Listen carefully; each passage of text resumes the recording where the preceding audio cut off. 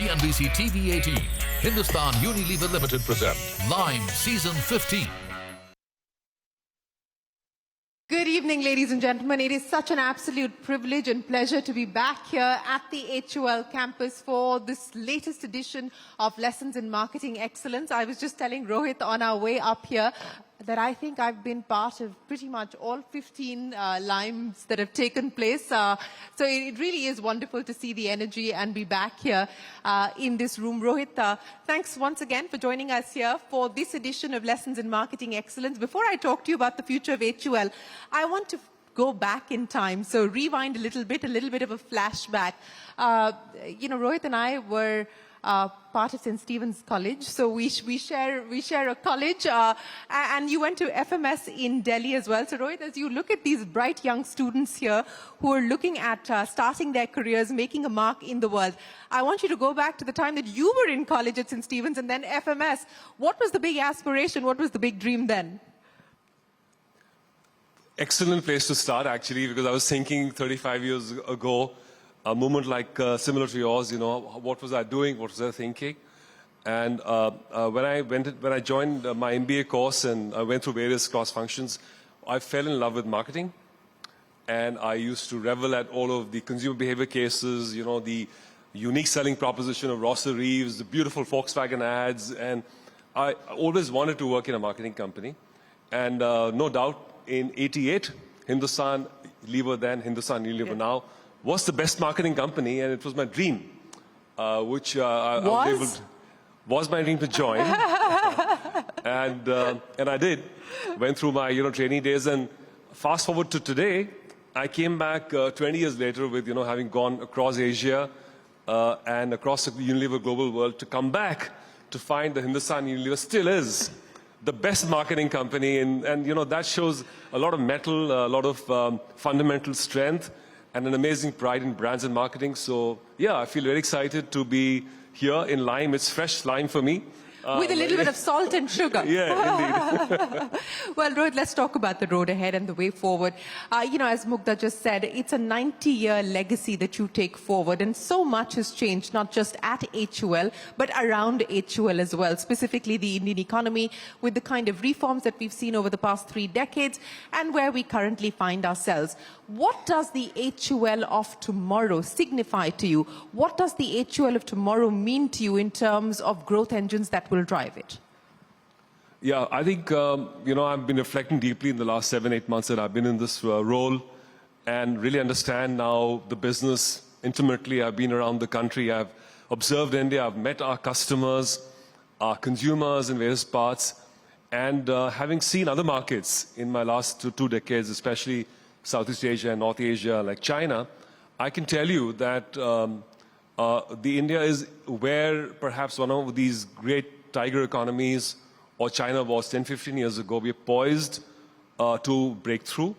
And we see that, I smell it in the entrepreneurial energy in the market. I smell it in the consumer's aspiration.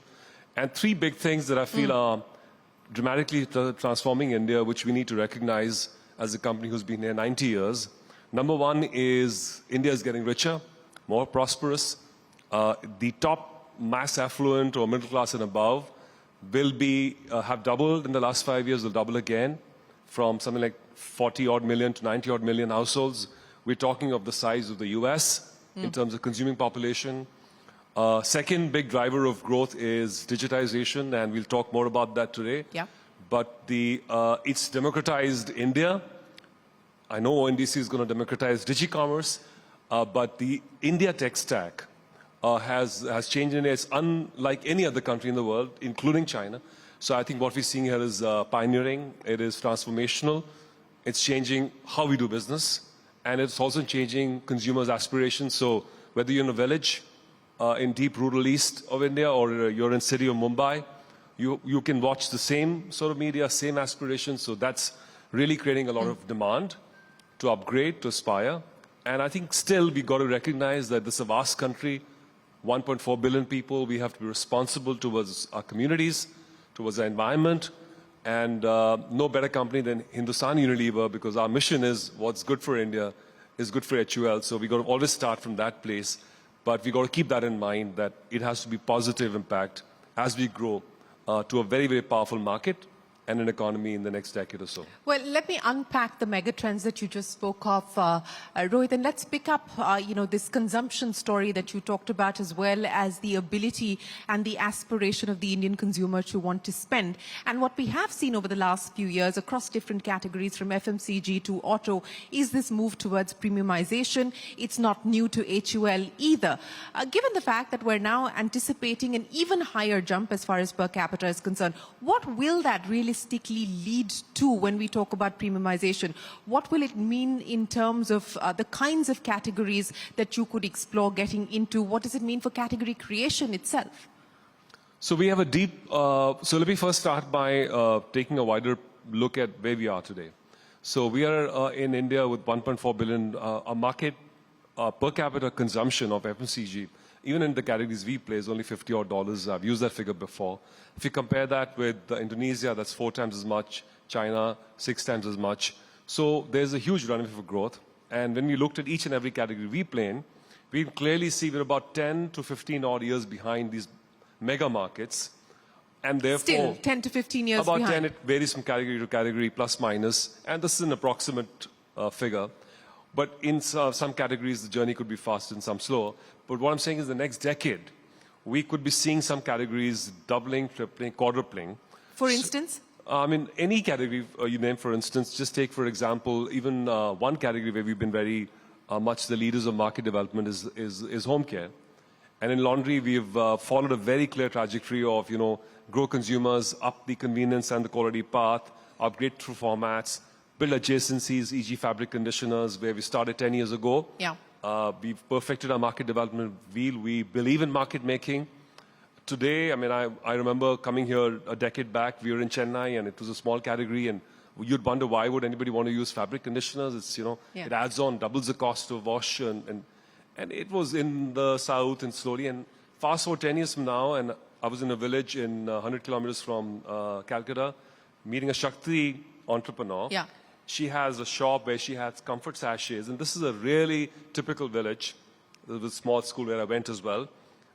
And she had comfort sachets, and I asked her, what is this doing here? Because, why would anybody want to use it?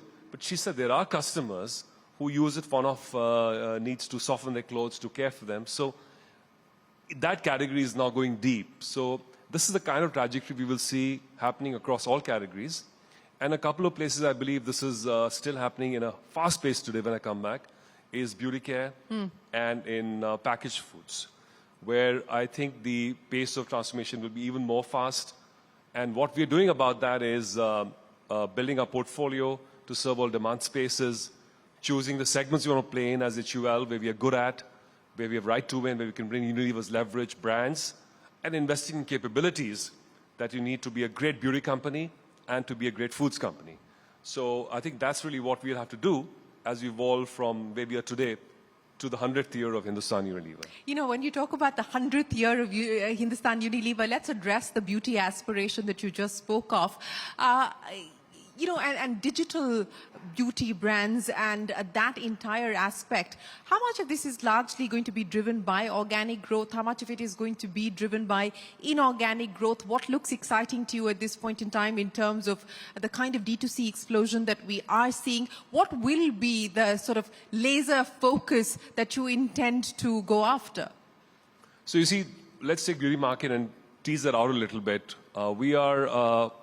We are the skin care or beauty care market leader, both with colors and in skin care. We have already a 4 times relative market share. And it's a very margin accretive category. It's growing. We've grown over the last decade. And it's a good category to be in as is. But as the market evolves, as consumers, and we already know, increase their regime, use more than one stage in usage, the market premiumizes. We start to see new demand spaces that goes beyond brightening, tone management, to anti-aging, to hydration, to sun care, and so on and so forth. And we've seen this journey in other markets. So it's not that it's new to the world or to Unilever. So we know that we have to basically play the full portfolio. And how consumers buy beauty care is also different from there will be some consumers who will buy it more as a their daily routine with our Glow & Lovely brand or with Pond's. But there are many consumers looking to influencers, to social media, to buy it on platforms like Nykaa and other such e-commerce platforms. And they are purely digital, they are about experience. And all of this means there's also relationship, because many consumers will buy a similar brand for over a long period of time, so lifetime value. So this is a very different way of building brands, which we are gearing up for. And I think as far as digital brands are concerned, they are digital in the sense they're digital first. Yes. Not digital only. Yes. They have to go beyond D2C platforms to the marketplaces, and then they have to go to big stores and pharmacy and offline, and we know that game. Yeah. We were there. So we have already hacked the playbook, so to speak. We've built through our premium business unit, beauty business unit, a couple of brands that already crossed between the two of them, 100 crore ARR mark, Simple and Love Beauty Planet, to name a couple. We are now taking them to the next, to more e-commerce platforms, to modern trade. And so we really are building a playbook on how we will birth brands digitally when they need to, and then take them across the rest of the channels. Some of our brands, like Lakme, are already very digital. They have a large share of e-commerce, and I think it's one or two brands on a beauty platform like Nykaa, Lakme is, and it's a beautiful brand. It's getting transformed, getting premiumized, and it's really looking cool and very attractive. And we have very, very good innovations there. And that brand is an old brand, but not a dated brand. It is a contemporary, fresh brand that offers the best of beauty at a very, very good price to our consumers. So it's about playing the portfolio in different ways, both in the mass, in the premium, masstige, and including prestige brands that we'll probably bring to the market. Rohit, you spoke about how you've hacked the back end and the distribution side, and that is a game that you have aced over the years, and that's absolutely clear. But what's been the big lesson and the learning as you now foray into this digital first space, as you build customers across digital platforms, as you build resilience and relevance across this? What's been the big lesson and the learning, or the unlearning, if I may? No, I think it's a very important question, and perhaps we can speak to that if time permits, but really the way marketing is done, while the fundamentals are the same, the way marketing is done is really dramatically transformed, and this is an example of how it's transformed. So in the last 2-3 years that we ran the premium business, beauty business unit, we've learned in order for us to test concepts, we have now an agile innovation lab where we are able to scan ideas quickly, use machine AI to build concepts, have them checked, simulated, check where is the highest level of opportunity, craft through our R&D labs, which is in this complex, small batches, test them out with consumers, find the product, market fit, start then getting consumers, acquiring them, scaling them, get to a level where we feel, okay, now this is being loved, and it's getting repeat rates that meets a scalable next level, and then take that, cross the filter and go to the next level, other e-commerce platforms, and before you know, you have a few hundred crores worth of business. And of course, if only it were that simple to move from 0 to 100 crores and plus in the way that you just made it sound. No, so 0 to 1 and 1 to 100, somewhat easier. 100 to 1,000, even more difficult, and 1,000 to 10,000, even more difficult. So I think we know the 100 and above game, and we have now learned and are learning the 0 to 100 game. And indeed, the risk is high. A lot of concepts fail, and therefore not everything. We tried 5-6 things. Only a couple have managed to go outside of this. We have nano factories now, so we can do small batches quite quickly. So we have, through a full ecosystem, including influencers and also the channels that we work with, we've now built, I think, capability. It's more really about driving the engine forward and playing all levers of marketing. So I feel quite excited about it.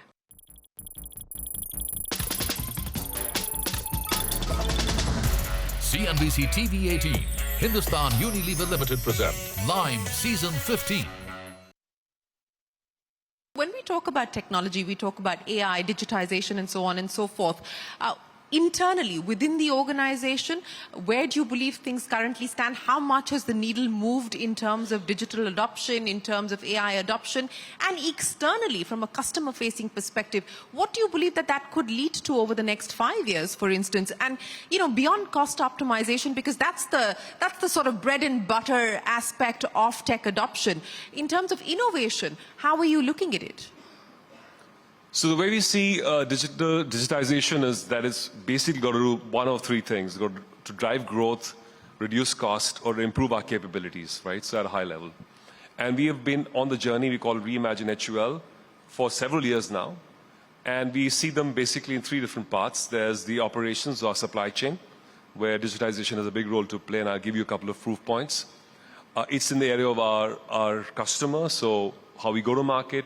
Shikhar, an example, which is our B2B app, and I'll speak to that in a minute. And then, of course, our consumer, which is the question you asked, and I just talked about how we are, for instance, creating products, but also selling products on digital commerce and all of the data signals that we get from there. So we're working across these three broad domains. And, to give you a few examples to bring this to life, for instance, on supply chain, we have now many use cases that we believe are creating huge value. For instance, we are able to do digital twins of our factories. So sitting in this complex, we can already model how to improve productivity of our plants across the country. We have now AI signals for our demand forecasting. So we don't need human intervention. We can, in fact, they forecast better. We're using that even in our financial. In fact, just a while back before coming here, we're discussing how to do financial forecasts using machine learning and AI. So a whole lot of part of our operations, including enterprise dashboards, are all being done. I would say we're pretty mature in this space. We have, even for safety, we have cameras that stop machines, can only start when you are doing the right thing. So we're deploying many use cases across our operations. Like digital twins in financial processes. So we have many ways in which we are doing that in the enterprise for some time now. So I would say they're pretty proud of what we achieved there. When it comes to customer, and if you look at our GT business or traditional trade, we have go to 2.6 odd million, 7 million stores, of which 1.3 million, including some in rural areas, have signed up on our app. A million of those order every month. And now we get data signals of all our customers, what they're buying, what they're ordering even when we are not there. So in the evening, they want to order something, if they're running out, and we're able to market to them using AI. We can create customized offers, and we're doing it with the digital selling hub, a control COE that sits here. So, and GT is 70% of our business. So imagine the amount of data that we're collecting and value adds that we can offer our customers in finance or how to manage their shop better, the budgets, do their books, etc. So there's a lot of opportunity in that too, to create value for our small kirana merchants. And when it comes to consumers, just the process of creating brands, concept testing, all of that is speeding now, as I give you an example in beauty. And on e-commerce, and digital commerce is already the fastest growing channel for us. And we are gaining competitiveness there, and that's going to be clearly a place that we want to lean in on, because that is going to grow. And will more than double what it's today as contribution to our business easily, I believe, in the next 5-10 years. So I would say that, and all of this data, we have a very strong backend around cybersecurity, data governance, making sure that it's protected, it's within the legal parameters, which is also equally important. So it's a holistic program that's going to get stronger and will become and is becoming a competitive moat. So e-commerce contribution double in the next 5 or 10 years? That's a fairly wide range there. No, I would say 5 would be a reasonable, would be my hope and ambition. And we're leaning in, we're investing basis that. Speaking of investments, and given the focus that you talked about on digitization, what are we talking about? What is the percentage of sales that you are spending at this point in time as far as tech is concerned? And do you believe that number is going to significantly increase going forward, given the needs and the capabilities you spoke of? I'll give you an example of and a shape of our biggest investment pot after raw materials, which is our A&P or BMI, we call it. I think the digital, we're investing close to almost a third, more than a third on our digital media, and that's going to go up even further. because, consumers are spending more time in digital. So Yeah.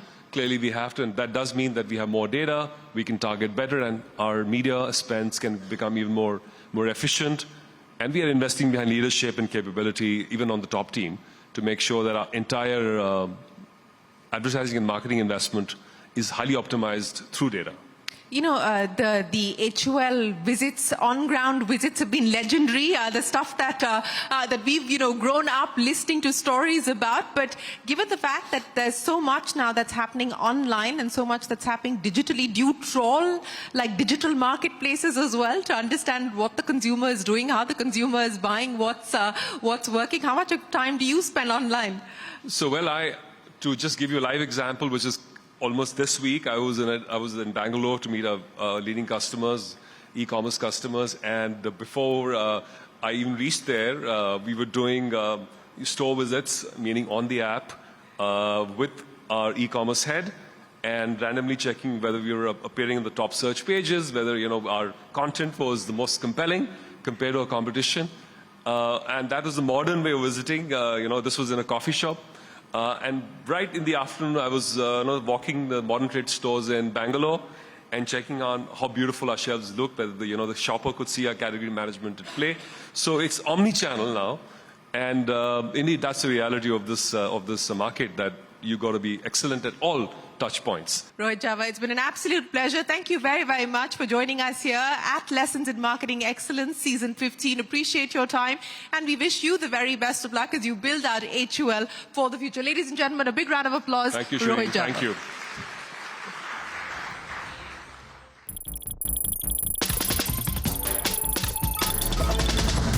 CNBC TV 18, Hindustan Unilever Limited present Lime Season 15.